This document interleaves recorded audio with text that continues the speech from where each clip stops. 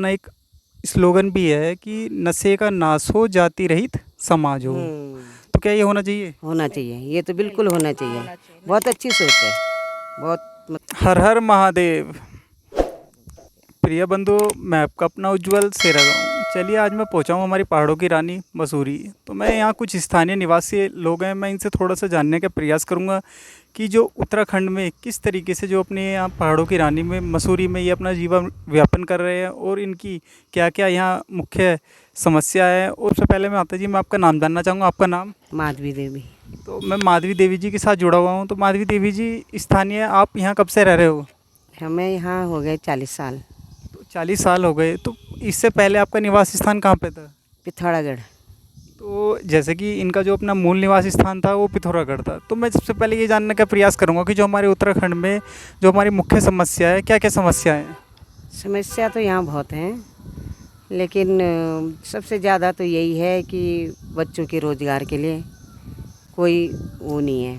तो जिस तरीके से यहाँ हिंद मजदूर किसान समिति के जो राष्ट्रीय अध्यक्ष श्री चंद्रमोहन जी हैं, जैसे वो चाह रहे हैं कि उत्तराखंड में उत्तराखंड वासियों को ही 99% रोजगार मिले, रोज़गार में चाहे वो नौकरी हो चाहे वो व्यापार हो। तो अगर ये चीज़ लागू हो जाएंगी तो क्या हमारा जो पलायन है वो रुकेगा? वो तो बिल्कुल रुकेगा। वो ये चाह रहे हैं तो बहुत अच्छी बात है, बहुत अच्छी बात है, और ये पलायन हमारा रुक जाएगा। जैसे कि उनका पूरे देश में अपना एक अभियान है कि जिसकी जो शिक्षा और चिकित्सा एक समान और फ्री हो। शिक्षा और चिकित्सा एक समान और फ्री हो। जिस स्कूल में हमारा नेता का बच्चा जाता है उसी स्कूल में हमारा एक मजदूर का जाए, उसी स्कूल में हमारा किसान का जाए। तो क्या जब हमारा ये शिक्षा नीति ये चीज़ लागू हो जाएगी तो क्या जो हमारा मजदूर है, जो वो किसान है, वो खुशहाल होगा? खुशहाल होगा, बिल्कुल खुशहाल होगा, क्यों नहीं। क्योंकि नेता का भी वहीं जाएगा, हमारे मजदूर का भी वहीं जाएगा, तो खुशहाल होगा। अपनी छोटी बहन से भी पूछने का प्रयास करूंगा। तो उत्तराखंड की परिस्थिति को लेकर आप क्या कहोगे? यहाँ की परिस्थिति को लेकर मैं कहूँगी कि मतलब यहाँ का जो मतलब सिस्टम है, मतलब एकदम से मतलब बिल्कुल ठीक नहीं है। जिस हिसाब से लोगों के लिए रोज़गार नहीं है, हर चीज़ की कमी है यहाँ पे। लोग यहाँ से उठ के मतलब बाहर जा रहे हैं जस्ट बिकॉज ऑफ नौकरी या रोज़गार के लिए। तो बहुत सी समस्याएं हैं जो हमें सुधारनी होगी यहाँ पे।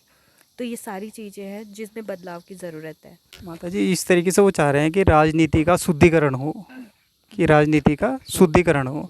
तो पहले तो मैं ये जानने का प्रयास करूंगा कि राजनीति का शुद्धिकरण होना चाहिए या नहीं होना चाहिए। होना चाहिए, क्यों नहीं।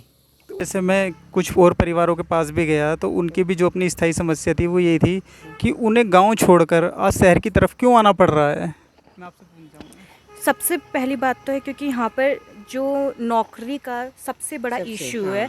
बच्चे लोग अपने यहाँ पर सब कुछ होने के बावजूद भी मतलब बाहर की तरफ रुख कर रहे हैं, क्योंकि यहाँ पर स्पेशली स्कूल एंड होटल्स के अलावा और कुछ दूसरा थिंग नहीं है करने के लिए। तो मेरे हिसाब से इसी रोज़गार नहीं है कहने के लिए। और अगर जिसके पास है भी तो वो अपना 7-8 हज़ार में गुजारा कर रहा है। लेकिन कहने का ये मतलब मीन है कि मतलब जो अगर वो एजुकेशन अच्छी लेना चाहता हो, कोर्स करना चाहता हो, वो उसके लिए बाहर ही जा रहा है जस्ट बिकॉज क्योंकि यहाँ पे नौकरी का इतना ज़्यादा वो नहीं है।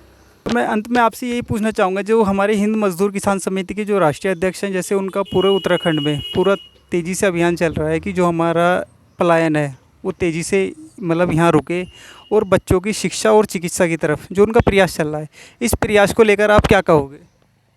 मैं इस प्रयास को लेकर कहूँगी कि बहुत सराहनीय वाली बात है कि मतलब बच्चों के लिए सोचा जा रहा है। मतलब अगर आज से ही अगर हम करते हैं ये चीज़ तो आगे आने वाले हमारे टर्म्स पीढ़ियों के लिए बहुत बढ़िया है। तो मेरे हिसाब से ये चीज़ बिल्कुल करेक्ट है, सराहनीय वाली बात है। माता जी, आप उनके प्रयासों को लेकर आपकी अपनी क्या राय है?